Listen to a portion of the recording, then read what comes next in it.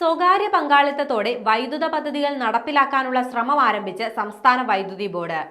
സ്വകാര്യ പൊതു പങ്കാളിത്തത്തോടെ വൈദ്യുത പദ്ധതികൾ നടപ്പിലാക്കാൻ മാർഗനിർദ്ദേശം നൽകാനുള്ള ഇടനില ഏജൻസിയായി SBI ക്യാപിറ്റൽ മാർക്കറ്റ്സ് ലിമിറ്റഡിനെ തിരഞ്ഞെടുക്കാൻ KEC ഡയറക്ടർ ബോർഡ് തീരുമാനിച്ചു. വൈദ്യുതി സ്വയം പര്യാപ്തതയ്ക്ക് സ്വകാര്യവൽക്കരണ നിർദ്ദേശവുമായി KEC ചെയർമാൻ രംഗത്തെത്തിയതിനു പിന്നാലെയാണ് KECയുടെ ഈ പുതിയ നീക്കം. അടുത്ത 5 വർഷത്തിനുള്ളിൽ കൂടുതൽ സ്ഥാപിത ശേഷി, ഉയർന്ന മൂലധന നിക്ഷേപം എന്നിങ്ങനെ KECയുടെ ലക്ഷ്യം തിരിച്ചറിഞ്ഞുള്ള പ്രവർത്തനങ്ങളെല്ലാം ഇനി SBI ക്യാപ്സ് ഏറ്റെടുക്കും. പംപ്ഡ് സ്റ്റോറേജ്, ചെറുകിട ജലവൈദ്യുത പദ്ധതികൾ ആരംഭിക്കൽ, പദ്ധതികളിൽ പങ്കാളിത്തം ആഗ്രഹിക്കുന്ന കമ്പനികളുമായുള്ള കൂടിക്കാഴ്ച, അനുമതിപത്രം ഒപ്പുവെപ്പിക്കൽ, പദ്ധതി മൂലധനം സ്വരൂപിക്കൽ എല്ലാത്തിന്റെയും ഉപദേശകരായി 2 വർഷത്തേക്കാണ് ക്യാപ്സുമായി ധാരണാപത്രം ഒപ്പിടുക.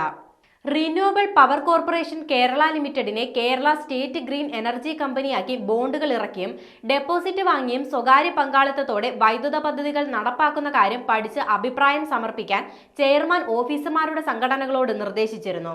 ഇതിന്റെ തുടർച്ചയായാണ് KECയുടെ പുതിയ നീക്കം. പുതിയ പദ്ധതികൾക്കായി വായ്പ എടുക്കാൻ KECക്ക് സാധ്യമല്ല.